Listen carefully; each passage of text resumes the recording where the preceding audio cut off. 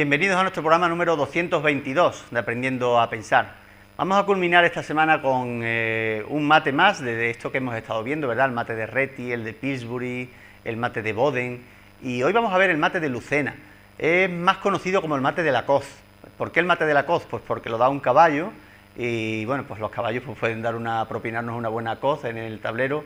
Es conocido como el mate de la Coz, pero lo empleó Lucena, que fue un jugador español de hace muchísimos años y que es más conocido por un tipo de final en el que descubrió cómo coronar un peón que parecía imposible, que está en fila séptima y no podía hacerlo. Creo que alguna vez lo hemos comentado aquí. Y bueno, uno de los precursores del ajedrez español, ¿eh? Estamos hablando de otra época, ¿verdad? Estamos hablando de casi la Edad Media, cuando el ajedrez entró aquí en Europa. Pues Lucena inventó también o produjo una creación en la que un caballo daba mate, sacrificando la dama y todas las piezas para que el propio caballo solo pudiera dar este mate, y de ahí que fuese conocido como el mate de Lucena.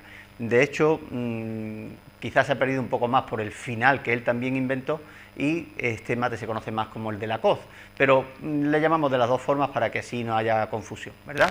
El mate de Lucena, un mate maravilloso, sacrificio de dama y un caballo que entra para arrinconar al rey rival, y no hace falta ninguna otra pieza, así que espero que no os lo perdáis en esta partida, que es totalmente reciente. No vamos a ver una de Lucena, sino que, como hemos dicho, estos modelos de mates luego se van produciendo en partidas posteriores porque los jugadores lo han visto, lo reconocen y en posiciones similares lo emplean.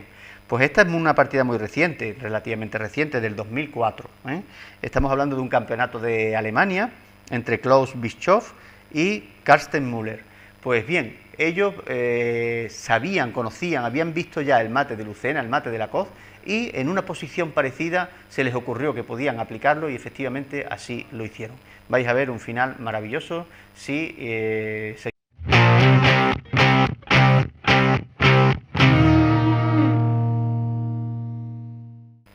Bien, pues aquí estamos en esta partida del 2004 empleando el mate de Lucena, que como sabéis, pues es un jugador totalmente atemporal, ¿no? Porque podemos decir, él del año 1500, 1497, ya hacía partidas que todos recordamos hoy en día, pero en el año 2004, estamos hablando más de 500 años después, un jugador reconoce el modelo de aquel tipo de mate y lo emplea. Por eso decimos que el ajedrez es de todos, ¿eh? No hay patente que uno dice esta jugada la he inventado yo y luego viene otro jugador y puede emplearla en su propia partida. No son copias, ¿verdad? Porque nunca la posición es igual. Más bien decimos que son modelos similares y que se pueden emplear. Vamos a empezar con la partida de manera muy rápida porque lo que nos interesa es el final. Así que no voy a comentar mucho la apertura. Las blancas empezaron con apertura inglesa, pero no voy a comentarla mucho. Las negras lucharon por el centro desde el principio. E3 defendiendo al peón, son jugadas naturales. Caballo F6, caballo C3, todo esto es muy natural. E6, D4, estamos llegando por transposición a un gambito de dama, parece que la defensa es lava, pero como decimos no es lo importante aquí la apertura. Caballo D7 jugaron las negras, dama C2 las blancas, alfil D6 las negras. El alfil normalmente se sitúa en esta casilla, fijar como todos los peones están en blanca y siempre hay un alfil malo y un alfil bueno, ¿verdad? Que puede desarrollarse con más facilidad. Sigue la partida, jugaron B3, E5, están rompiendo ya en el centro y amenazando con seguir subiendo. Las blancas jugaron alfil B2, continuó ese peón en E4 atacando al caballo. El caballo se va a D2, sería un grave error desplazarlo siempre a un extremo del tablero. Los aficionados tenéis que tener cuidado con esto, porque el caballo ya no puede volver, si os fijáis ya no puede volver. Aquí también podría ser peligroso, normalmente este caballo no está y el caballo queda ahí muy mal. ¿Y qué ocurre? Pues que la dama podría atacarlo o incluso un peón y estaríamos huyendo con este caballo, así que mejor meterlo en D2 donde parece que no hay muchas casillas, pero cuando el centro se despeje pues tendrá juego, y por lo menos no perdemos una pieza, aunque como digo este no es el caso porque todavía tendría un salto en F5, ¿vale? Está en D2 el caballo, continuó la partida, las negras jugaron A6, las blancas alfil E2, las negras dama E7, hasta aquí todo lógico. Las blancas enrocaron largo, podían elegir ambos enroques, pero era mucho más peligroso el enroque corto, sobre todo cuando este peón está aquí. ¿Por qué? Porque el peón hace que los dos alfiles, si os fijáis, apunten al sitio donde van a enrocar. Y además, este enroque, que normalmente tenemos un caballo, ¿verdad?, en F3, defendiendo esta casilla vital, pues ahora, debido a este peón, no estaría. Así que es un enroque muy, muy peligroso, ¿eh? Habría muchos sacrificios aquí que podrían entrar la dama, el caballo, muchas piezas, y las blancas con buen criterio prefirieron enrocar largo.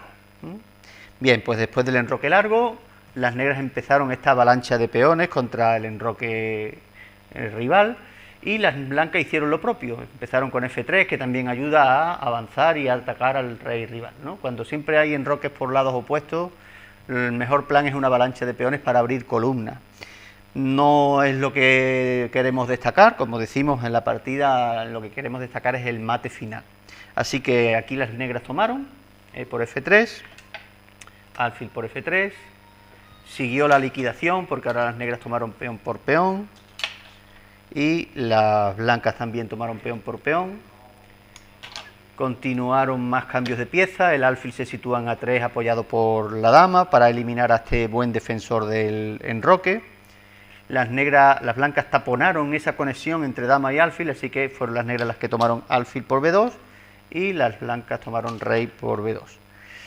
Por fin las negras también enrocan, hasta ahora no tenían prisa porque no había habido ninguna amenaza latente, y torre E1, que se dedica a romper. Este peón, si os fijáis, se ha quedado retrasado, no hay llamamos un peón retrasado cuando no hay peones que le defiendan en casillas de atrás, ¿no?, sino que los peones se han avanzado mucho y se lo han dejado solo y es un peón débil. Así que la torre lo que hace es ayudarle para intentar subir y quitárnoslo de encima por un peón negro que sería muy fuerte. Eso es simplemente un detalle. Las negras ahora traen piezas para trasladarla al sitio donde realmente le interesa el ataque, que es hacia el rey rival. Las blancas juegan E4 efectivamente, y aquí se producen de nuevo más cambios de piezas. Caballo, tomaron con el caballo de D, que recordáis cuando dijimos que estaba muy encerrado, pues finalmente siempre encuentran sitio y ahora es un caballo peligroso, ¿verdad?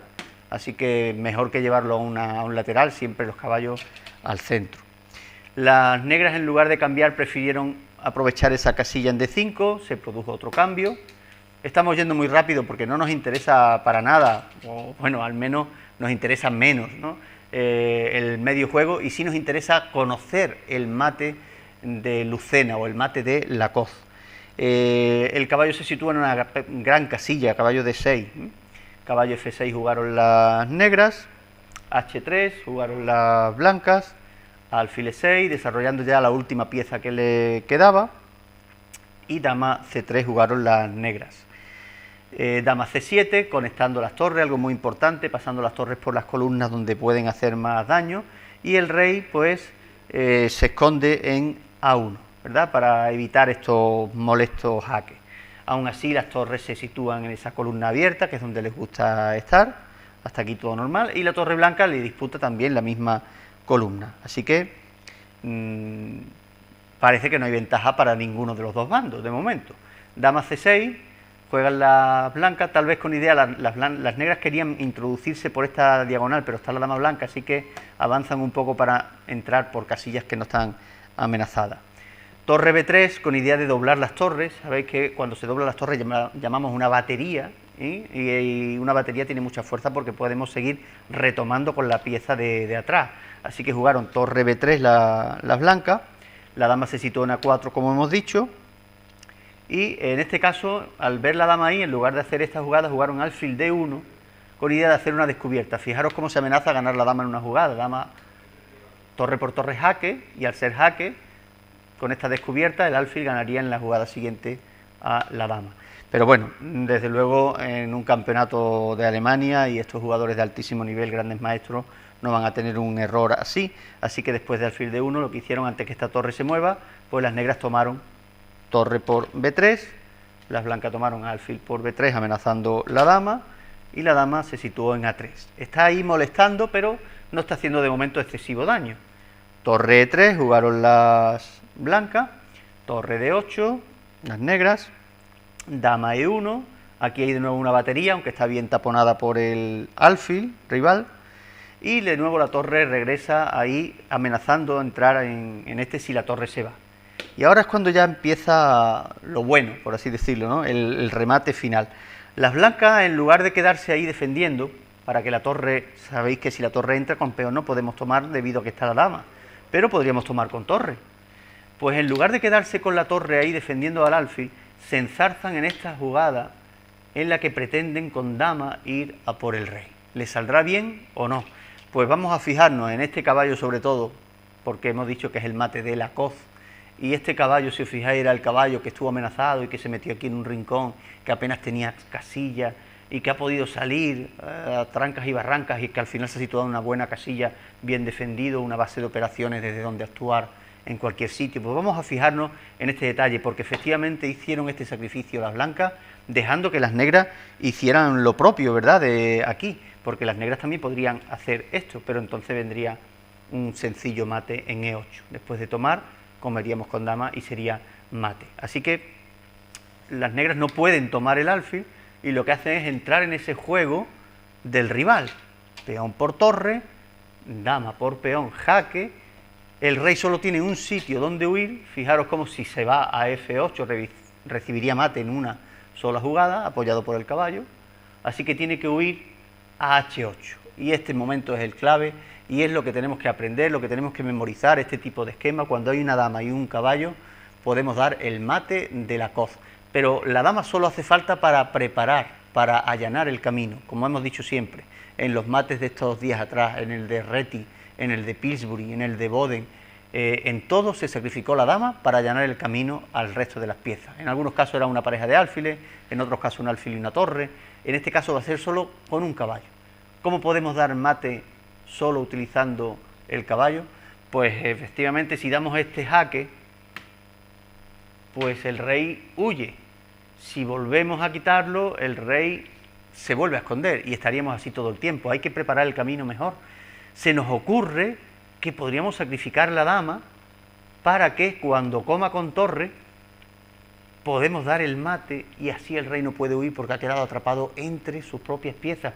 Pero hay un pequeño inconveniente, o pequeño gran inconveniente, y es que si sacrificamos la dama, nos puede tomar con caballo o nos puede tomar sencillamente con el rey y no hay ni jaque. Así que no sé si hasta ahora ya con todo lo que estoy haciendo habéis visto el remate final. Pues para dar mate hace falta esta bonita secuencia. Jaque, fue lo que pasó en la partida, única, jaque con dos piezas a la vez, no puede tomar el caballo porque le estamos dando jaque con la dama, tampoco puede huir aquí porque le daríamos el mismo mate de antes, así que esta bonita maniobra de caballo es necesaria para que el rey huya y una vez que está ahí, ahora sí podemos sacrificar la dama en G8. Brutal sacrificio, espectacular, porque no puede tomarlo con rey. Fijaros cómo antes el caballo estaba aquí y no hacía nada, pero después de esta maniobra el caballo defiende y no puede tomar con rey. Y si toma tanto con torre como con caballo, es indiferente, vendría jaque mate, el mate de la coz. Le ha propinado una excelente coz, las blancas, las negras, que tienen dama, tienen torre, tienen más piezas, están a una jugada de dar mate, pero un caballo solitario ha conseguido dar el mate de la coz o el mate de Lucena. Y es indiferente tanto si nos come en este espectacular sacrificio con caballo o si nos come con torre, porque vendría lo mismo. No vamos a comer esa torre, evidentemente, sino que aprovechamos esa maraña, esa encerrona que tiene entre sus propias piezas el rey rival para dar caballo F7, mate de la coz o mate de Lucena. Un recurso más que hemos aprendido, ¿verdad?, que tenéis ahí en la manga, para cuando tengáis una dama y un caballo cerca, pues hacer este espectacular sacrificio de dama en la casilla G8, maniobrando con ese caballo anteriormente para situarlo en la brutal casilla F7. Magnífico resultado, ¿verdad?, digno de una fotografía, el resultado final, la posición a la que llegó este jugador, que se sentiría sumamente satisfecho en este campeonato de Alemania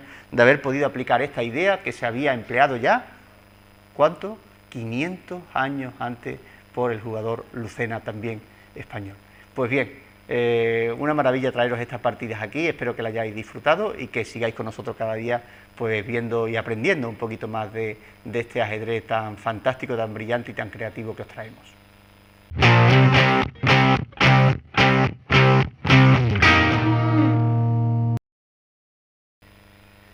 Bien, pues ahí está esa posición final también digna de una foto, ¿verdad? Un caballo situado en F7, dando mate al rey en H8, encerrado por sus propias piezas, ¿eh? Su majestad, el rey que está asfixiado, no tiene ni un sitio donde poder escapar, una ventana abierta por donde poder huir y queda totalmente a merced de un caballo, y por eso lo llamamos el mate de la Coz o el mate de Lucena.